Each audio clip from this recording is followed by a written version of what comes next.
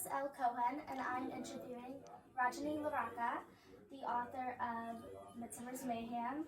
I'm a big fan of your book, and I wanted to just say, when I got the book, I noticed it was based on Midsummer's Night Dream.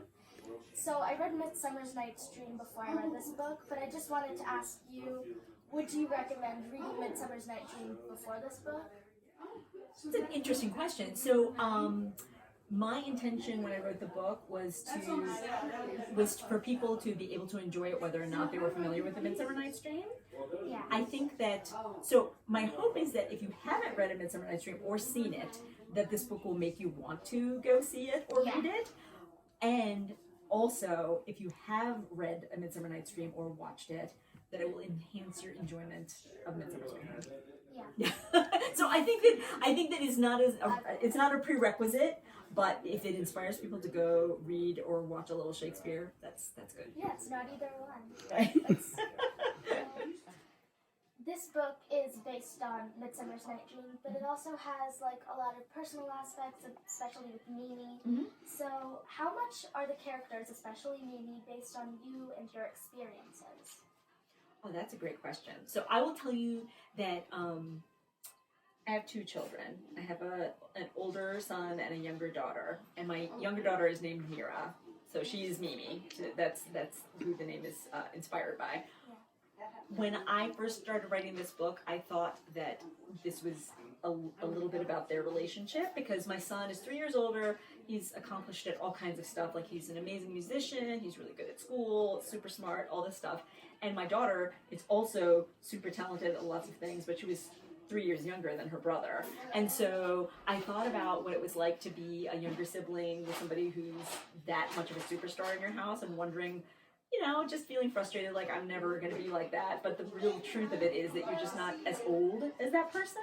So I thought that's what it was about. But honestly, I think this book is more about me and about the journey to becoming a published author, and wondering whether anything you ever do will ever be good enough to get you there, and feeling just uncertain and worried about that kind of thing. So yeah, I think it's inspired by a lot of people in my family, but especially me. Yeah, Mimi is amazing, but I feel like she just doesn't know that she is.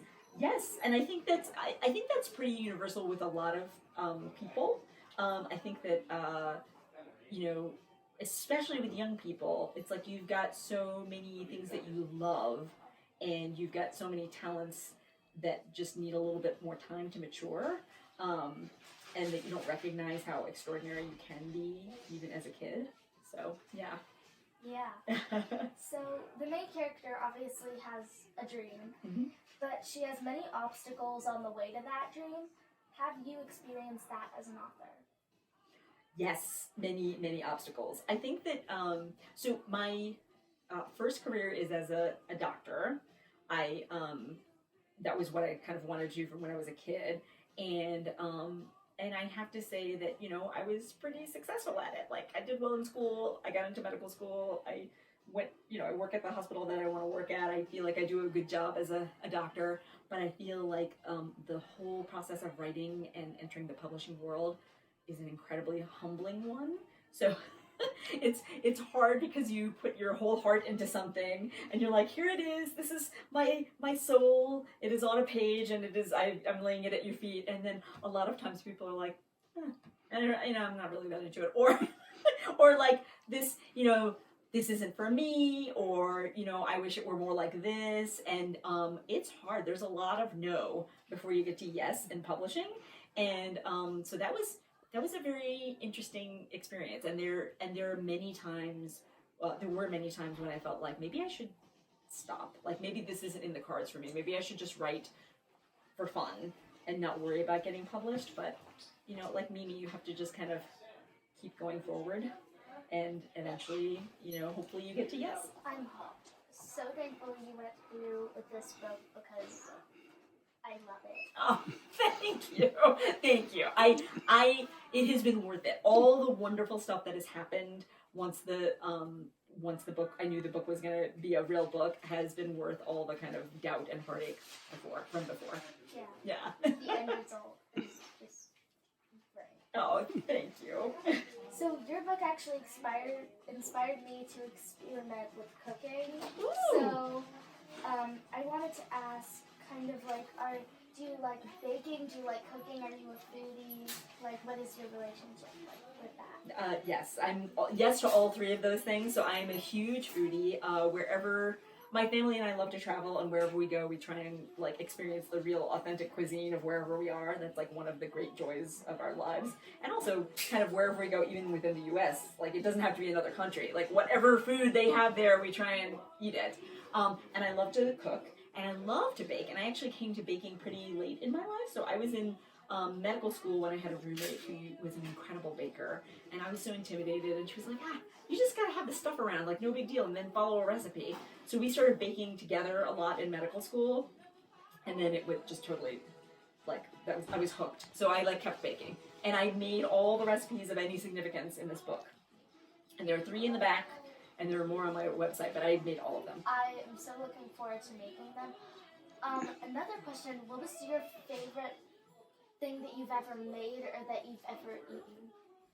Ooh, okay, so I have to say a couple of the recipes from this book, because I just made them up, like there were no such things. I took Indian desserts that I loved and I made them into baked goods, and some of them were like pretty spot on, I would say. Like the gulab jamun cupcakes that are in the back of the book, which is rose water and cardamom flavored cupcakes. They're outstanding. I recommend that if you make them mini, because they're the cupcake itself is not that sweet, but the frosting is super sweet and it's really delicious, but it might give you a headache if you eat a giant one, but they're so good. And then there's another recipe that's on my website, the kesari bath cupcakes, that are like my favorite thing on the earth. They're so delicious. But other things that I've made, we like to make trifles sometimes in the summer. So we make, have you made that before? You can either take angel food cake or pound cake. It's my favorite cake, angel food cake. And you layer it with pudding, like all different kinds of flavors of pudding, whipped cream, and fruit. So you can make all different flavors, and it's like a happy, fluffy, delightful summertime treat. I love that, and I have my Middle Eastern culture, and we use a lot of spices too, and so I would love to make something sweet, like a cupcake out of those things. Yes. I love that idea. So my last question. Yes. What was the moment where you knew you wanted to write this book? Okay, I will tell you, I think the moment that I knew that I wanted this book to be like an actual book that was published is after I finished my first draft. Because I think that many people want to write a novel, but it's very easy to just stop. Because in the beginning, when you're writing a novel, the idea is exciting, it's all really cool, you like your characters, and then you kind of keep going and you're like, I don't know what I'm doing, and I don't know if I like any of these characters anymore, and is anything interesting, and maybe I should stop. So in 2014, I first drafted this novel, and I finished the draft. Like, it was a dreadful first draft, as most first drafts are, but it had a beginning, it had a middle, and it had an end. And I was like, I wrote a book, which was amazing. So then I was like, you know what, I think I like this story enough that I think it needs to be an actual book. So then I went about revising it. So that, I would say that the time when I finished my first draft, and it's the first draft of any, it's the first novel I've ever written. So that was such a feeling of accomplishment, and I was like, I think there's a story here, and that's when I knew it had to be a book. And it came from this hilarious childhood memory of mine. So I'm an only child. When my dad would go on trips, sometimes he would go for up to a week, and I had an overactive imagination, so when he would come back, I would be like, what if the person who came back was not actually my dad, but just somebody who looked exactly like him? How would I know? And so I made up all these test questions, kind of, that only my real dad would know. Oh my God. And so luckily it was always my real dad. But then I thought, when I was coming up with story ideas, I was like, what if there was a girl whose dad came back from a trip acting really weird, and she was the only one who noticed, and it grew from there. So that's where the story began.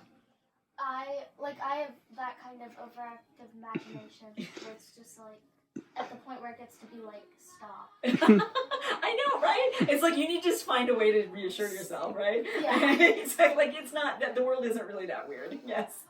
I love talking to you. This book is amazing. Thank you so much. Thank you. You're an amazing interviewer. Great job. Thank you. Wow, it was a delight talking to you. Thank you. Thank you.